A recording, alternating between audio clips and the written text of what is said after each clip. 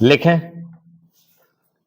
मैं समझती हूँ कि अगर इससे हमारी गति कुछ धीमी भी रहती है, तो भी हमारी प्रक्रिया को बल मिलता है और हम जो भी काम हाथ में लेते हैं, उसे बल मिलता है। दूसरा तरीका मिश्रित अर्थव्यवस्था का है, जिससे शायद कुछ लोग सहमत नहीं हैं, लेकिन जिसे हमने अपने लिए निर्धारित किया है। ऐसी अर्थव्यवस्था की अनेक त्रुटियां भी होती हैं, लेकिन हमारे देश में आज जो परिस्थिति है, उसमें हमारी सरकार, हमारे पूर्ववर्तियों और आज के सहयोगियों ने यह अनुभव किया कि हमें इस तरीके को अपनाकर चलना चाहिए।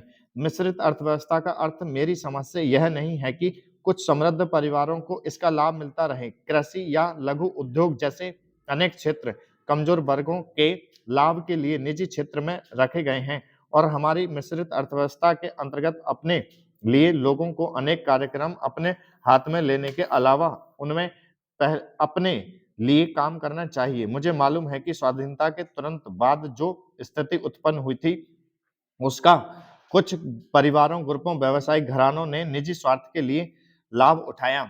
महोदय, हम सभी इस बात के शिकार हो जाते हैं कि अपने दलगत स्वार्थ में आकर गलत काम कर बैठते हैं। कभी भाषा और कभी किसी प्रदेश के स्वार्थ में ऐसे प्रश्न उठते हैं जो हमारे राष्ट्र की एकता को कमजोर करते हैं। अभी एक माननीय सदस्य ने यह प्रश्न उठाया और आरोप लगाया कि भारत सरकार कुछ प्रदेशों के साथ इंसाफ नहीं करती।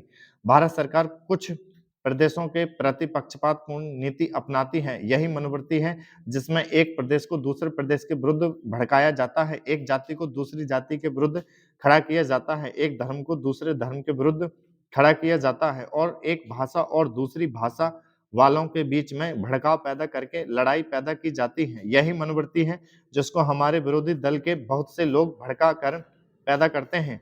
उनकी अपनी गलत नीतियों के कारण विशाल दृष्टिकोण नहीं होता है और वे ऐसे प्रश्नों को उभार कर अपना स्वार्थ सिद्ध करते हैं। स्पष्ट है कि ऐसे समस्त प्रश्नों का परिणाम हमेशा बुरा होता है। इसलिए मैं सभी राजनीतिक पार्टियों के नेताओं से अपील करना चाहूंगा कि जो प्रश्न हमारे देश के सामने हैं और जिन पर हम सबको चिंता हो रही है तथा जिनका हल निकालने की हम कोशिश करते हैं, उन तमाम प्रश्नों के ऊपर हम ठंडे दिल से विचार करें।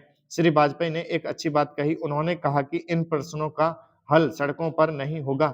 मैं भी उनसे इस बात में सहमत हूं कि इन प्रश्नों का हल प्रजातांत्रिक ढंग से ढूंढने का प्रयत्न करना चाहिए।